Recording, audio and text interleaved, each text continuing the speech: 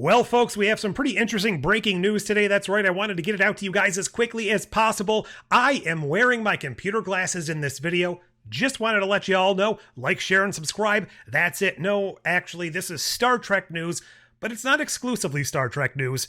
It is Star Trek becoming magical, and even more magical than the magic out of nowhere can do anything device from Picard season 1, or the magical programmable technology that can detach nacelles and stuff from Discovery. No, this is more fantasy-laden, magical, mystical stuff. And I'm going to play the trailer here. I'm not going to play the music because it sounds like it's the actual Star Trek theme song. So I'm just going to do some whimsical things while this goes on and we watch the grand announcement. Space, the final frontier. It's going to get magical here in a moment. Oh, the Enterprise is flying up by a plane. Oh, look, Kirk and friends. Who's that guy in the back? Crystalline entity. Oh, no. Ah, ha, ha. It's Mr. Eyes. And the Enterprise D is going to some sort of warp speed there. What? Magic the Gathering? Line Star Trek? This ship is yours, Captain. November 2026. Oh my. Now we're going to come over to another article, so why don't we magically teleport to that right now? Swoosh, cue noise. We're now over at Gizmodo, where they are telling us all about the Magic the Gathering boldly going to Star Trek next year. This one's by James Whitbrook, and it was published today, on September 26, 2025. Wow, what a time to be alive. The Venerable Card Games 2026 plans include Star Trek, more Marvel, because you can't do anything without throwing Marvel into it, and going there and back again with The Hobbit. Actually, I don't know why I put that in quotes. They're all in quotes. At MagicCon Atlanta today, sorry, don't look at the lottery going on down there.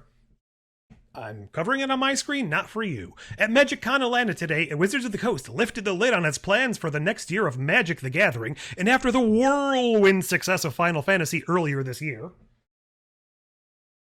Yeah, I'm a shill, I know.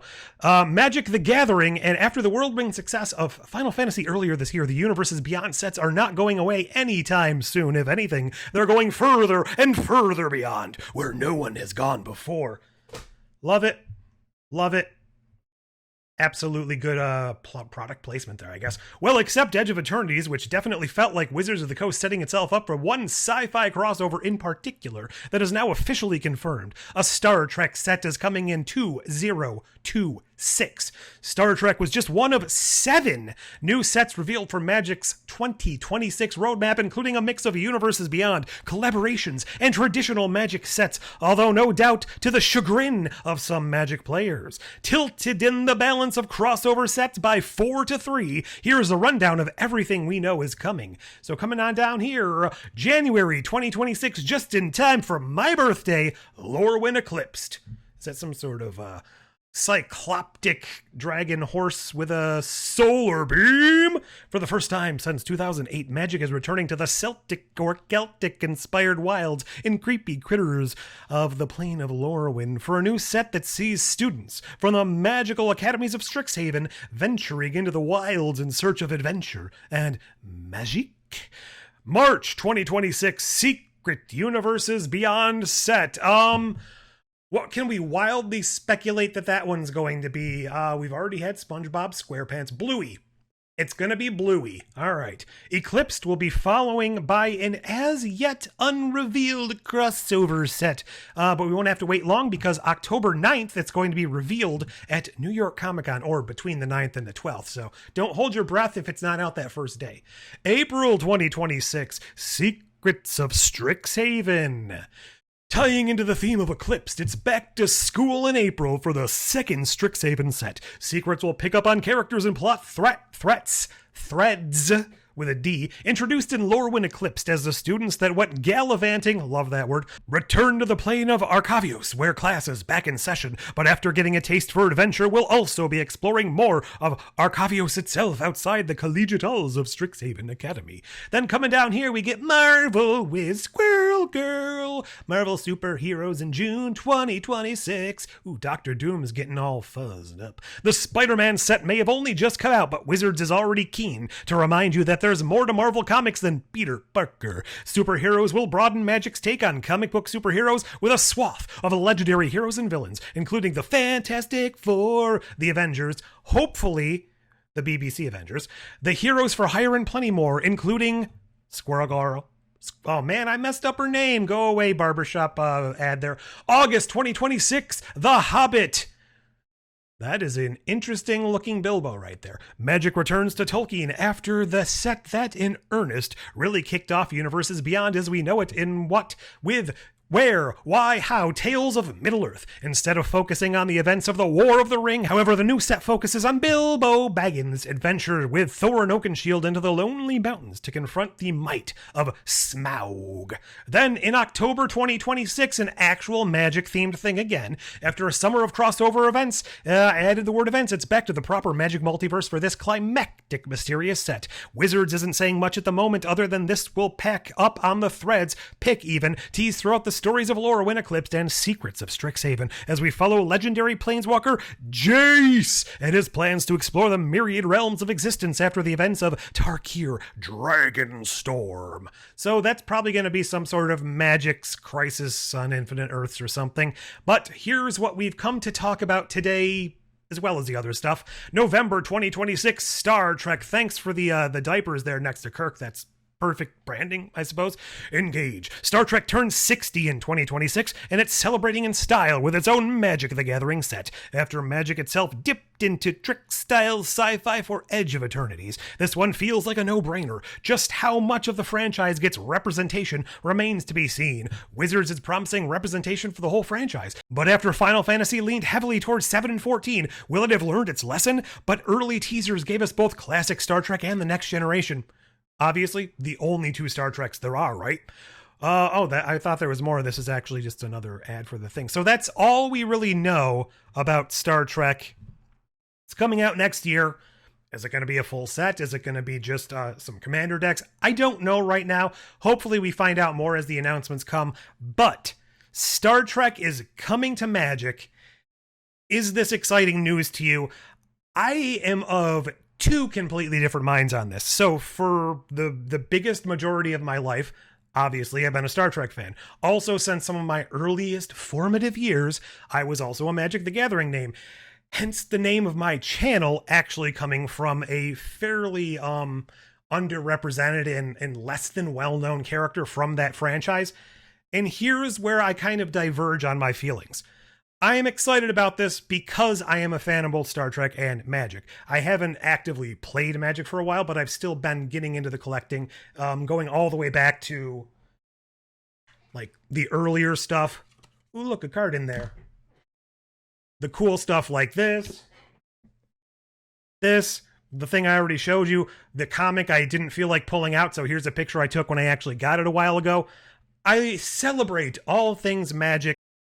But that's why it's leaving me feeling a little bit odd. And I know people have been having these feelings for the Magic crossovers for a while, bringing in things like SpongeBob and these various universes that don't necessarily fit. Things like Lord of the Rings, things like Final Fantasy, they are intrinsically the same type of format and the same type of feeling as a relatively fantasy-themed multiverse as Magic the Gathering is. But once you start bringing in things that are so unlinked to it, even, going back to Fallout, Doctor Who, these are good marketing opportunities, and they're going to bring in people, fans of those franchises who may either be lapsed Magic fans, people that don't know anything about Magic whatsoever. They're going to bring in fans of that franchise each time they do the crossovers. So part of me has me feeling icky for the sheer cynical conglomerate nature of just throwing everything at the wall that sticks just to make more money, even if it kind of ruins the foundation of something. Now, I'm not saying these crossovers really ruin the foundation of Magic,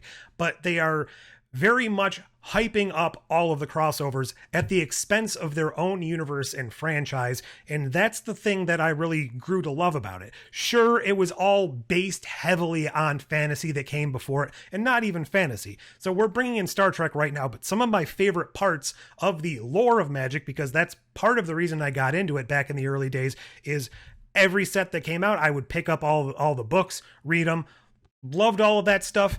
then they started kind of phasing the books out, and they did comics and things like that. They still do books that aren't necessarily released with each set like they used to be. A book would come out with each new set. And I just like that ongoing storyline, especially in my own mind. We already had the Star Trek people within the world of Magic the Gathering. The Weatherlight crew was basically the crew of the Enterprise D. The Weatherlight was the Enterprise D. The Phyrexians, for all intents and purposes, at least their original form when they were first introduced back in the day, they were basically just magical Borg with some Hellraiser elements thrown in.